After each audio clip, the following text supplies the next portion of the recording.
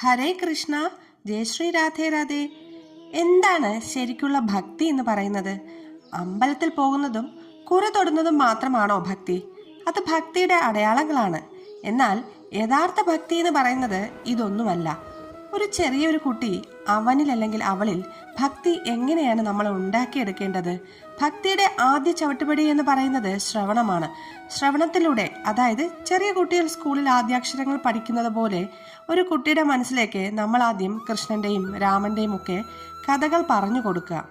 മുതിർന്നവരായാലും അത് അങ്ങനെ തന്നെയാണ്. ഭഗവാൻ കൃഷ്ണൻ ആരാണെന്നും എന്താണെന്നും അറിയാതെ ഭഗവത്ഗീതയോ ഭാഗവതമോ വായിച്ചാൽ നമുക്കൊന്നും മനസ്സിലാവില്ല. കൃഷ്ണന്റെ ജനനം മുതലുള്ള വൃന്ദാവന ലീലകൾ, പിന്നെ അങ്ങോട്ടുള്ള ഓരോ കഥകളും കേട്ട് കേട്ട് ഭക്തി എന്ന് പറയുന്ന ആ രസത്തിലേക്ക് നമ്മൾ എത്തിച്ചേരുകയുള്ളൂ. യഥാർത്ഥ ഭക്തി ഉണ്ടായി കഴിഞ്ഞാലോ പിന്നെ ഭഗവാനും ഭക്തനും എന്നുള്ള ആ ഒരു വ്യത്യാസം അവിടെ ഇല്ലാതാവുകയാണ്. ആ ഒരു തിരിച്ചറിവാണ് വേണ്ടത്.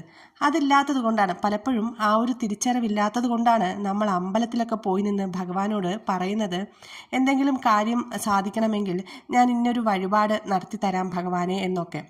ഭൂലോക വൈകുണ്ഠനാഥനായ അദ്ദേഹം ആരാണ്? ഈ ജഗത്തിന്റെ തന്നെ നാഥനാണ്, ലക്ഷ്മി നാരായണനാണ്. നമ്മളൊന്നും അങ്ങോട്ട് കൊടുത്തിട്ട് വേണ്ട ഭഗവാൻ തൃപ്തനാവാനായിട്ട്.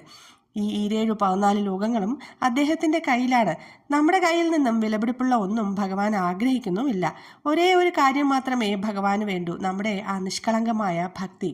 ഭക്തിയുടെ ആ ഒരു രസത്തിൽ ആറാടിക്കഴിഞ്ഞാൽ, ഭക്തിയുടെ ആ ജ്ഞാനാമൃതം നുകരാൻ സാധിച്ചാൽ നമ്മുടെ മനസ്സിന്റെ മാലിന്യങ്ങളൊക്കെ മാറി ഭഗവാനും ഭക്തനും ഒന്നായി ചേരുന്ന ആ പരമാനന്ദം അനുഭവിക്കാൻ സാധിക്കുകയുള്ളൂ. എല്ലാവരെയും ഭഗവാനും രാധാറാണിയും അനുഗ്രഹിക്കട്ടെ. രാധേ രാധേ.